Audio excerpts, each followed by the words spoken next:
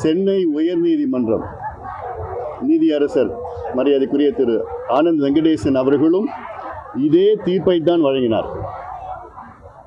கட்சிக்குள்ளே ஏதாவது பிரச்சனை இருந்தால் நீங்கள் சிவில் நீதிமன்றத்தை நீங்கள் நாடலாம், அங்கே உங்கள் பிரச்சனைகளை நீங்கள் வாதம் செய்யலாம் என்றுதான்.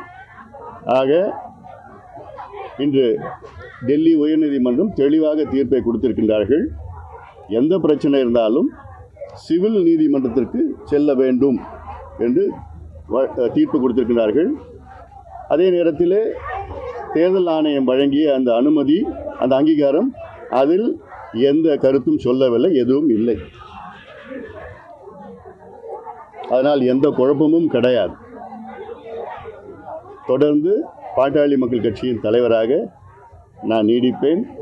மாம்பழம் சின்னமும் எங்களுக்கு தான் இருக்கிறது. தேர்தல் ஆணையம் கொடுத்த அங்கீகாரம் தொடரும். அதனால் மீதி எல்லாமே நாங்கள் நீதிமன்றத்திலே அதை நாங்கள் அணுகி அவங்க என்ன செய்யணுமோ செய்ய போகிறோம். அதுக்கு நாங்கள் தயாராக இருக்கிறோம். பாமகவிற்கு மாம்பழ சின்னம் இல்லைன்னு சொல்லிட்டு நீதிமன்றம் சொல்லியிருக்காங்க சார். அது மாதிரி ஏதாவது தீர்ப்பு இருக்குதா? மாம்பழ சின்னத்தை பற்றி ஏதாவது உங்களுக்கு பேசியிருக்கா? உங்களுக்கு ஏதாவது தெரியுமா? தெரியாமல் அதெல்லாம் பேசக்கூடாது. குழப்பம் பண்ணாதீங்க, ஊடகங்களில் குழப்பம் பண்ணாதீங்க. சின்னத்தை பற்றியே எந்த வாதமும் கிடையாது, எந்த தீர்ப்பு எதுவுமே இல்லை. அதாவது மாற்று தரப்பு, அதாவது அப்ஜெக்ஷன் தரப்பு அப்படி ஏதாவது ஆவணங்கள் இருந்தால் தேர்தல் ஆணையத்தில் சமர்ப்பிக்கலாம் அப்படின்னு நீதிமன்றத்தில் தேர்தல் ஆணையம் சொல்லியிருக்கு. அதை எப்படி சார் பார்க்குறீங்க?